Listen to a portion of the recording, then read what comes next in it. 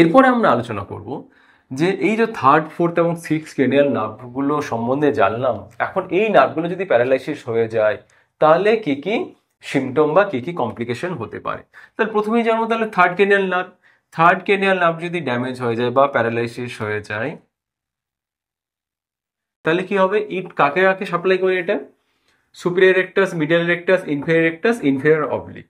তাহলে এই চারটে মাসেল কিন্তু আর ফাংশন করতে পারবে না। এই চারটে মাসেল যদি ফাংশন না করে, এর অপোজিট ফাংশনগুলো কে করছিল? সুপিরিয়র অবলিক এবং ল্যাটারাল রেক্টাস। তাহলে এই দুটো মাসেল তো নর্মাল আছে, তাহলে এই দুটো মাসেল যদি তাদের নর্মালি ফাংশন করতে চাই তাহলে কি ফাংশন হবে? যদি আমরা দেখে নিই, সুপিরিয়র অবলিক কি করতে চাইবে? ডিপ্রেশন এবং অ্যাবডাকশন, আর ল্যাটারাল রেক্টাস অলসো অ্যাবডাকশন। তাহলে আইবলটা কিরকম হয়ে যাবে? Depression and abduction. অর্থাৎ লেফট আই নর্মালি থাকবে, রাইট আইয়ের কিন্তু পজিশনটা এরকম হয়ে যাবে। এবং এক্ষেত্রে কি হয়? আমরা কি জানি যে আমাদের বোথ আই কি থাকে, কোন ফিক্স থাকে বা গেজটা আমাদের ফিক্স থাকে। এখন দুটো আই যদি দুরকম ভাবে দুটো আলাদা আলাদা অবজেক্টে ফিক্সড হয়ে যায় তাহলে কি হবে? আমাদের ডিপ্লোপিয়া হবে বা ডবল ভিশন হবে। ওকে, তাহলে প্রথম কথা তো ডিপ্লোপিয়া হবে, এবং ডিপ্লোপিয়া হওয়ার সাথে কি টাইপের আইবলটা থাকবে সেটা আমরা জেনে নিলাম। আর কি বলেছিলাম? Third cranial nerve also supply to the levator palpebrae superioris. তাহলে এলপিএস মাসেল যদি প্যারালাইসিস হয় তাহলে কি হবে? টোসিস হবে। এবং it also supply to the ciliary ganglion through the parasympathetic fibre. এবং সিলিয়ারি গ্যাংলিয়নের যদি সাপ্লাই না থাকে তাহলে ডেফিনেটলি কি হবে? আমার পিপিলটা কনস্ট্রিকশন হবে না। পিপিল যদি কনস্ট্রিকশন না হয়, এর অপোজিট ফাংশন কে করে? Dilated people. তাহলে কি হবে? পিপিলটা ডাইলেশন হয়ে যাবে। ওকে, তাহলে ওই যেটা বললাম সেটা যদি আমি এখানে দেখি, এটা যদি রাইট আই হয় এবং এটা যদি লেফট আই হয় তাহলে কি হবে? রাইট আইয়ের আইবলের মুভমেন্টটা দেখতে পেরেছো, অ্যাবডাকশন অ্যান্ড ডাউনওয়ার্ড মুভমেন্ট। তার সাথে পিপিলটা কি হবে? মিডরিয়াসিস হবে, fix and dilated people, down and outward of the eyeball, এবং টোসিস হবে, মানে আইলিডটা এরকম নিচে পড়ে যাবে, টোসিস। তো এটার ক্ষেত্রে আইলিড ওপরে রয়েছে, এটার ক্ষেত্রে কিন্তু টোসিস ডেভেলপ করেছে। বুঝতে পেরেছো? এরপরে যেমন তাহলে ফোর্থ ক্রেনিয়াল নার্ভ যদি ড্যামেজ হয়ে যায়, ফোর্থ ক্রেনিয়াল নার্ভ মানে ট্রক্লিয়ার নার্ভ। ট্রক্লিয়ার নার্ভ কাকে সাপ্লাই করে? Superior oblique muscle. এবং সুপিরিয়র অবলিক যখনই বললো, সুপিরিয়র অবলিক মাসেলের মেইন ফাংশন কি বলেছিলাম? Superior oblique ইন্টারশন।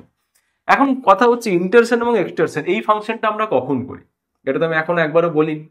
ইন্টারশন নর্মালি কি আমরা ইন্টারশন এবং এক্সটারশন ফাংশনটা করি? বা তুমি চাইলে কি করতে পারবে? তুমি চেষ্টা করে দেখি আই বলে এরকম মুভমেন্ট করতে পারবে, রোটেশন বা এরকম রোটেশন করতে পারবে না। তাহলে আমরা কখন ইন্টারশন এবং এক্সটারশন মুভমেন্টটা করবো সেটা একবার দেখে নাও। ধরে নিলাম আমরা যখন টিভি দেখছি, নর্মালি বসে টিভি দেখছি, তাহলে কি দুটো আইবল আমার এইভাবে রয়েছে।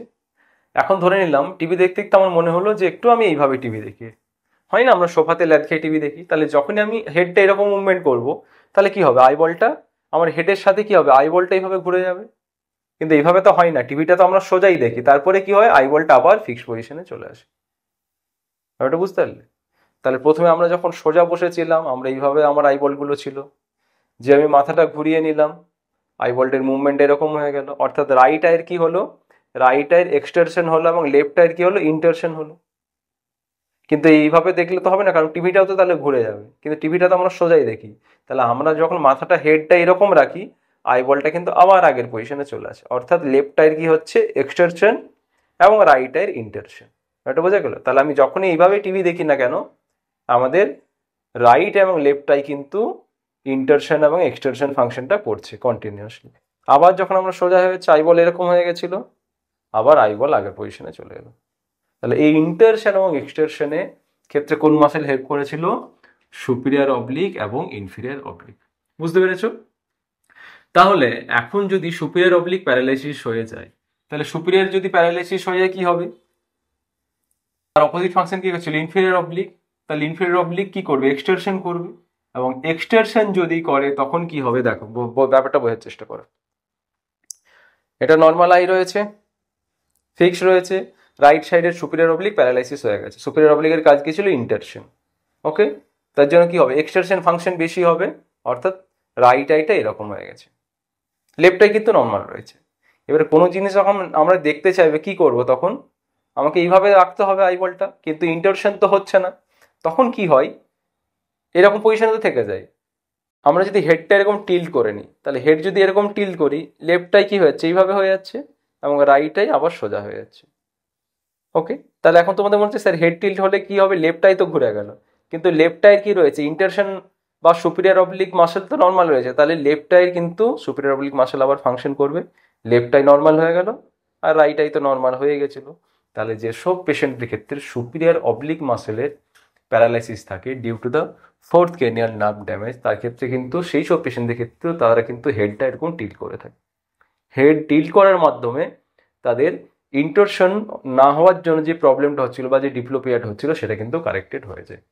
ওকে, তাহলে আমরা জানলাম যে ফোর্থ ক্রেনিয়াল নার্ভের ক্ষেত্রে সিমটমটা দেখো কিরকম হয়েছে, যে সাইডে ড্যামেজ হয়েছে তার অপোজিট সাইডে হেডটা টিল্ট হয়েছে, অর্থাৎ রাইট সাইডের মাসেলে যদি প্রবলেম হয় তাহলে হেড টিল্টটা হবে লেফট সাইডে, এবং লেফট সাইডে যদি প্রবলেম থাকে তাহলে হেড টিল্টটা হয়ে যাবে রাইট সাইডে। বুঝতে পেরেছো? তাহলে হেড টিল্ট কেন হয় সেটা আমরা জানলাম।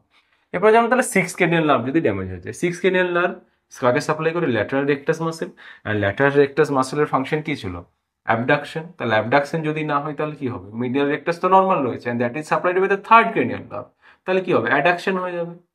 অর্থাৎ যদি আমরা দেখি তাহলে সিক্স ক্রেনিয়াল নার্ভ যদি ড্যামেজ হয়, লেফট সাইডটা তো নর্মালি আছে, রাইট সাইডটা কিন্তু এরকম হয়ে গেছে, অর্থাৎ এটাকে কি বলে, স্কুইন্ট বলা হয়, স্কুইন্ট বা বাংলায় ট্যারা, অর্থাৎ দুটো আই দুই দিকে তাকাচ্ছে মনে হচ্ছে, এবং সেক্ষেত্রে পেশেন্টের কি হবে, ডিপ্লোপিয়া হবে বা ডবল ভিশন হবে। তাহলে সিক্স ক্রেনিয়াল নার্ভ যদি ড্যামেজ হয় তাহলে দেখো আইবলটা তোমরা দেখতে পাচ্ছ কিরকম রয়েছে, লেফট আই রয়েছে নর্মাল আর রাইট আই কি হয়েছে, অ্যাডাকশন হয়ে গেছে। থার্ড ক্রেনিয়াল নার্ভের ড্যামেজ হলে কি হয় সেটা জানলাম, ফোর্থ ক্রেনিয়াল নার্ভ যদি ড্যামেজ হয় তাহলে কি টাইপের সিমটম হবে, এবং সিক্স ক্রেনিয়াল নার্ভ যদি ড্যামেজ হয় তাহলে কি টাইপের সিমটম হবে আমরা জানতে পারলাম। ওকে, চলো, থ্যাংক ইউ।